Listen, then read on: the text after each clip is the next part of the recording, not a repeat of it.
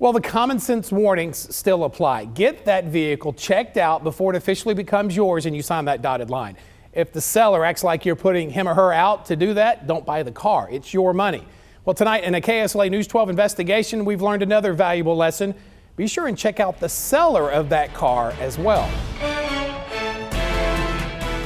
I didn't have a good feeling about it from the start. Raymond Grimsinger is talking about a car deal his daughter Kelly made. I got on the LetGo app and I found this car. With a man named Dan Cheeseman. Are you Dan? Yeah, who is it? She was just so desperate, she was ready to accept anything. That desperate need to find a car so she could get to work and around town unknowingly was just the beginning of a disappointing and tiring few weeks, starting a few months ago in October when she signed a contract for a used car. However, Kelly's battle over this car deal came to a heartbreaking close December 10th. She went to bed, and then we were getting ready for bed, and we heard her coughing. Only hours later, Raymond and his wife Meryl faced the toughest day of their lives. Kelly, who had been battling health issues, passed in her sleep of respiratory failure and pneumonia. It still isn't easy for Raymond to talk about his daughter in the past tense. It's left a gaping hole in their hearts, but at the same time, it's made him more determined to pick up where Kelly left off. We would like to bear light on those kind of people that prey on people that maybe are so desperate. They've lost Kelly and now her car and $1,200 in payments to a man they claim took advantage of their daughter. Doug, it's Kelly Grimsinger. I'm trying to take pictures of this car. Just days before she died, she had called me asking for me to look into her car deal. She had agreed to pay $1,800 for this 2002 Buick Regal. I needed transportation. I wanted to go to work. Kelly was upset that she, at this point, had paid two $600 payments, only to then discover the car is junk. Those are the words of a mechanic.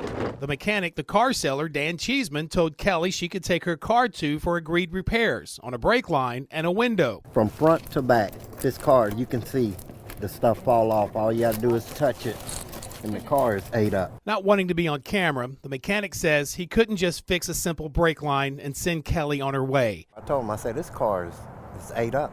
It's full of cancer. I said, all the brake lines need to be changed. He said, just fix the one. This is honestly the worst you've seen. Yeah. And how long? Over 40 years. The mechanic says the real surprise was found underneath the hood.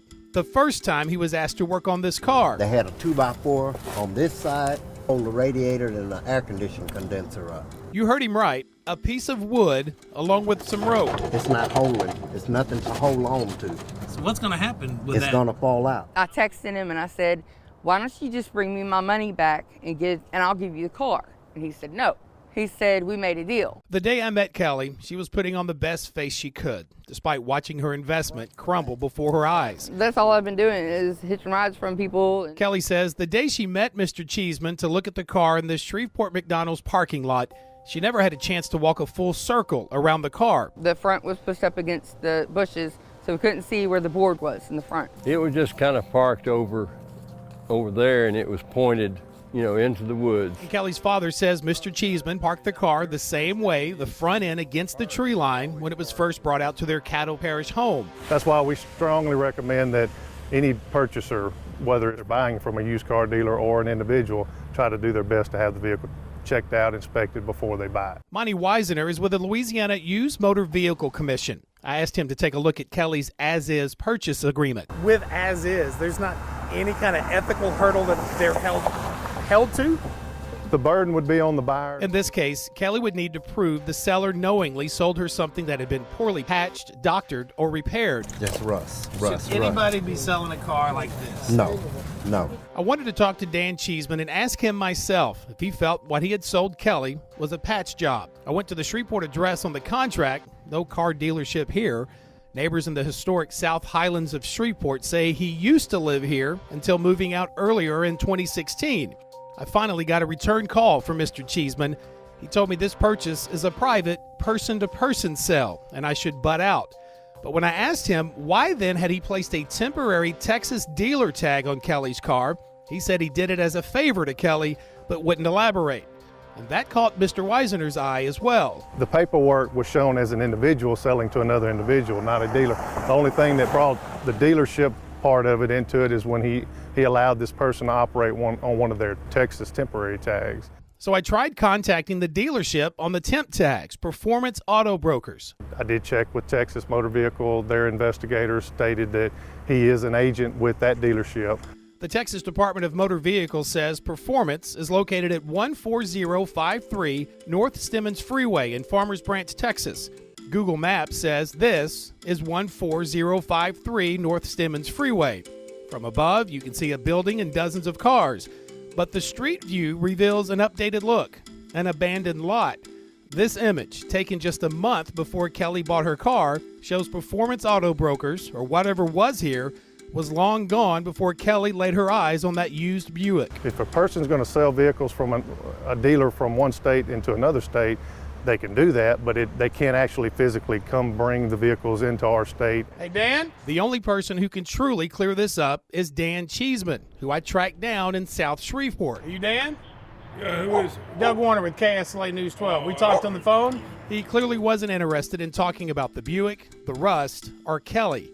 But I couldn't help but notice his truck also had a temporary tag from Texas, the same truck that 2 months before had a completely different Texas temp tag, also issued from Performance Auto Brokers. Can I ask why you're still driving around with paper tags like from a car dealer?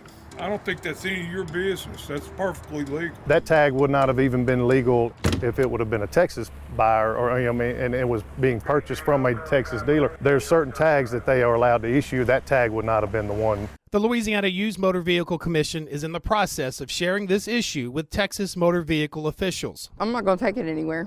I'm going to leave it here. Short of driving it to the mechanic that day, Kelly never really drove the car. She left it there, not knowing what could be repaired. And some of this is so fuzzy to me now. Days later, Kelly died. And even after calling Mr. Cheeseman and informing him of Kelly's sudden passing, a week or so later, he took back the car, keeping the $1,200 paid in so far. I trusted this guy because we signed a contract. But Kelly's father says he can't take back or keep him from sharing what they say happened to their daughter. They just prey on people like Kelly was. They knew she was desperate. Now, this is actually the second time Kelly tells me that she bought what she considers a clunker. She says she told Mr. Cheeseman about that previous deal, and he said, hey, I'll help you get your money back. Just give me the title to that car and return the car to the person you bought it from. She did just that. The family tells me they have not seen that title nor that car since that day.